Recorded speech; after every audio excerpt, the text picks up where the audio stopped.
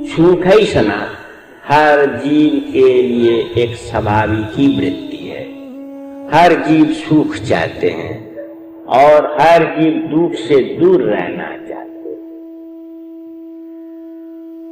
इस जगत में सुख के प्रयास में जीव लगे हुए हैं और इन जीवों में सबसे उन्नत, सबसे बुद्धिमान जीव है मनुष्य। और जीवों से मनुष्य का मूलगत पार्थक्य यही है कि मनुष्य जीव है मगर जानवर नहीं। पशु और मनुष्य में मूलगत पार्थक्य यही है। पशु का सुख मुख्यतः शारीरिक है। अच्छा खाना मिल गया तो खूब सुख, ऐसा सोने के लिए अच्छी जगह मिल गई तो खूब सुख, ऐसा। मानसिक सुख के प्रयास में बहुत कम पशु चलते हैं, किंतु मनुष्य में सो बात नहीं। मनुष्य बुद्धिमान है। मनुष्य जानता है कि जागतिक सुख जिससे मिलता है वो वस्तु सीमित है, वो वस्तु अनंत काल तक मुझे सुख नहीं दे सकती है। तो प्राचीन काल में जब प्रथम मनुष्य की पैदाइश हुई थी, उसी टाइम से मनुष्य सुख की खोज में रत हैं और यह भी प्राचीन काल से ही मनुष्य समझने लगे कि जागतिक सुख, शारीरिक सुख, अन्न वस्त्रगत सुख अधिक दिनों तक या अधिक देर तक रहेगा नहीं।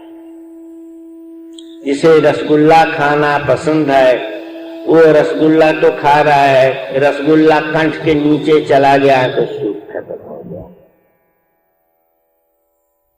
क्यों? रसगुल्ला सीमित है, वो अधिक देर तक तुम्हारे जीभ पर तो रहेगा नहीं। तो मनुष्य प्रयास में लग गए कि स्थायी सुख कैसे मिले। तो स्थायी सुख किससे मिल सकता है? जो वस्तु असीमित है उसी से असीमित अर्थात स्थायी सुख मिल सकता है। जो सीमित है वो कैसे स्थायी सुख दे सकता है? वो आज है कल नहीं रहेगा।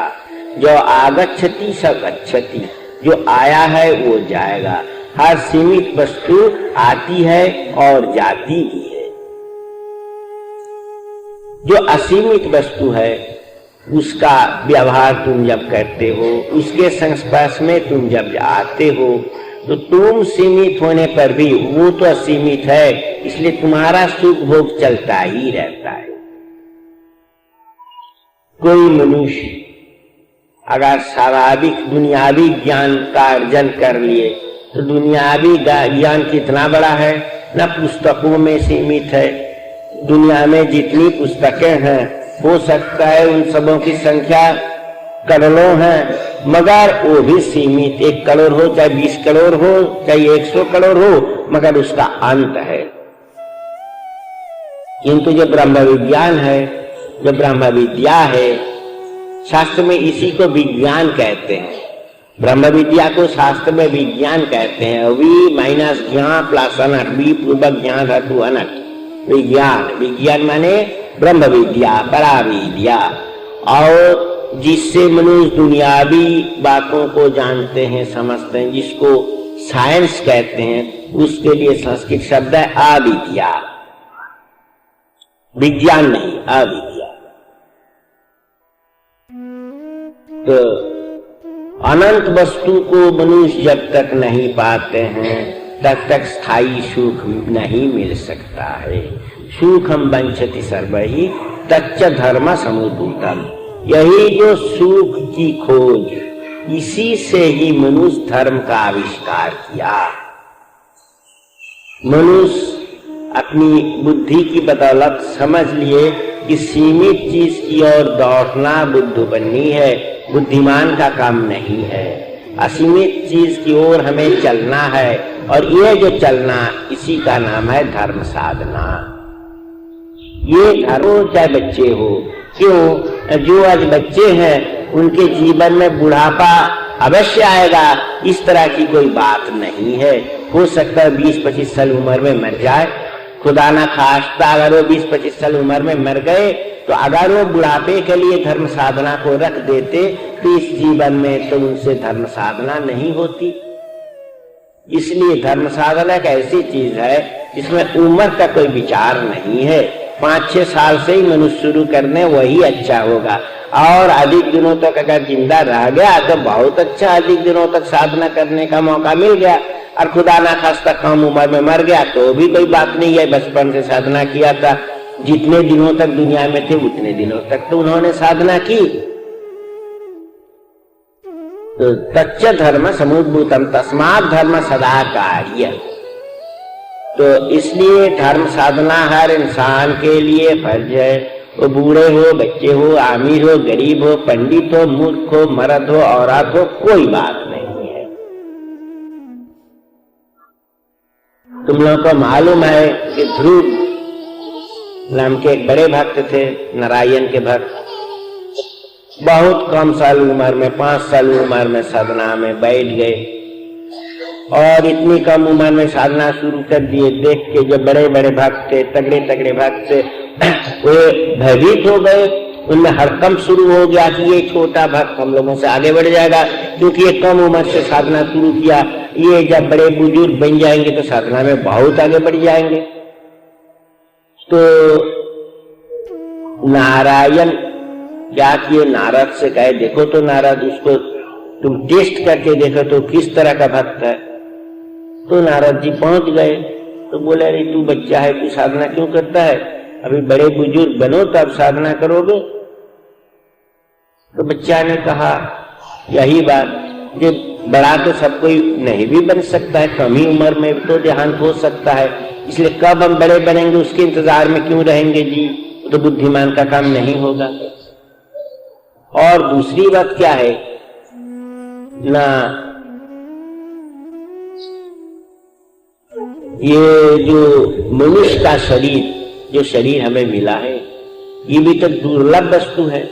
इस दुनिया में कितने जानवर हैं, कीड़े मकोड़े हैं, कीट पतंग हैं, ये भी परमात्मा की अभिव्यक्ति है, मगर इनमें यही असुविधा है कि इनमें बुद्धि कम रहने के कारण साधना की आवश्यकता ये महसूस नहीं कर सकते हैं, किंतु हमको तो मनुष्य के शरीर मिल गया, हम इसकी आवश्यकता भी महसूस करते हैं, तब हम टाइम बर्बाद क्यों करें। तो नारद जी आपका जो कहना है वो कहना ठीक नहीं है, आप बड़े बुजुर्ग आदमी हैं, आप हमको मिसगाइड क्यों कर रहे हैं, ऐसा नहीं करना चाहिए। उन्होंने कहा कि कौमार आचरित प्राज्ञ धर्मान भागवतानिह दुर्लभं मानुषं जन्म तदप्याध्रुवमार्थदम्।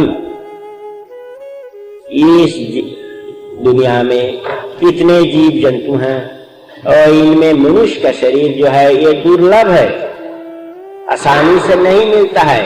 इतने करोड़ों जीवन के बाद धीरे धीरे थ्रू क्लैशेस एंड कोलिजन्स मनुष्य का तन मिलता है, तो ये दुर्लभ है। और ये दुर्लभ मनुष्य का तन में और भी अधिक दुर्लभ है वो तन जो तन साधना के द्वारा पवित्र हो चुका है। साधना के द्वारा जिस तन को परमात्मा आत्म साक्षात्कार हो गया है, तो दुर्लभम मानुषम जन्म तदप्याध्रुवम अर्थदम। तो मनुष्य का जीवन तो दुर्लभ है, और अर्थशील मनुष्य का जीवन अर्थात अर्थपूर्ण मनुष्य का जीवन, मूल्यवान मनुष्य का जीवन और भी दुर्लभ है। इसलिए हे नारद, जितनी कम उम्र में मनुष्य कर सके उतनी कम उम्र से साधना मार्ग में आ जाना चाहिए। समय नष्ट नहीं करना चाहिए, समय नष्ट करना बुद्धिमान का काम नहीं है। दुर्लभम मानुषम जन्म तदप्य आध्रुवम अर्थदम। इसलिए कहा गया है कि सुखम वंचति सर्वैः तच्च धर्म समुद्भूतम तस्मात् धर्म सदा कार्य सर्ववारणैः प्रयत्नतः। सर्ववारणैः अर्थात जो इंटेलेक्चुअल है, बुद्धिमान है, काफी पढ़े लिखे हैं, वो तो खुद महसूस करते हैं कि अभी से, आज ही से, इस मुहूर्त से धर्म साधना शुरू कर देना चाहिए। और जो आदमी अधिक इंटेलेक्चुअल नहीं है, अधिक पढ़े लिखे नहीं है, कम पढ़े लिखे हैं, उनके लिए भी क्या न, वो अगर मान लो वीरशूर हैं, अर्थात क्षत्रिय हैं, वो स्वभाव के हैं, क्षत्रिय वर्ण के हैं, अर्थात रक्त वर्ण के हैं, तो उनके लिए भी चाहिए कि इसी मुहूर्त से धर्म साधना करना। क्यों न, मनुष्य की जो शक्ति है, मनुष्य की जो हिम्मत है, उसको भी एक विशेष पॉइंट में आके रुक जाना पड़ता है, एक विशेष बिंदु में आके उसका भी खात्मा हो जाता है। इसलिए जो इंटेलेक्चुअल नहीं है मगर वीरशूर हैं, उनके लिए भी धार्मिक साधना फर्ज है। और तीसरे कौन है न, वैश्य वर्ण के लोग, अर्थात जो विषय जीवी हैं, बिजनेस करते हैं, दुकानदारी करते हैं, खेती बाड़ी करते हैं, उनके लिए भी जो दुनियावी धन संचय संपत्ति उनके है, वो आखिर तक उनके साथ तो नहीं रहेगी, सब छोड़ के जाना पड़ेगा। तो उनको भी समझ लेना चाहिए कि दुनियावी दौलत जो मेरे पास आई है, जब आखिर तक हमारे पास नहीं रहते हैं और आखिर तक साथ रहते हैं, एक कौन न, एक आइए बस सुहित धर्मानि धनप्यनुजाति च, मनुष्य का एक ही सुहित है, वो है धर्म, जो निधन के बाद भी, मौत के बाद भी साथ रहते हैं। तो उसको हम साथ लें, और उसको साथ लेने के लिए चाहिए क्या न, जागतिक कर्म के साथ धर्म साधना भी करनी चाहिए। और रह गए कौन न, श्रमजीवी, शूद्र वर्ण श्रमजीवी, वो शरीर से मेहनत करके वो जिंदगी बिताते हैं, तो उनको भी याद रखनी चाहिए कि ये शरीर मिला है परमात्मा की बदौलत। ये शरीर जब चला जाएगा तो और शरीर मिलेगा, उसके बाद मनुष्य का शरीर मिलेगा, इसकी कोई निश्चितता नहीं है। हो सकता है कुत्ता, बकरा, बैल क्या न क्या बन जाए, तो ताकि उस प्रकार के जीवन में दोबारा जाना नहीं पड़े, इसलिए उनके लिए भी यह फर्ज है कि परम पुरुष की भावना ले, परम पुरुष की साधना करे, परम पुरुष के ध्यान करे। इसलिए कहा गया है कि तस्मात् धर्म सदा कार्य सर्ववारणय के यत्न कर, जो कि जिस पहलू के, जिस स्तर के क्यों न हो, हर इंसान के लिए, जिन्हें इंसान का शरीर मिला है, उनके लिए प्रत्यह धर्म साधना करना अनिवार्य है।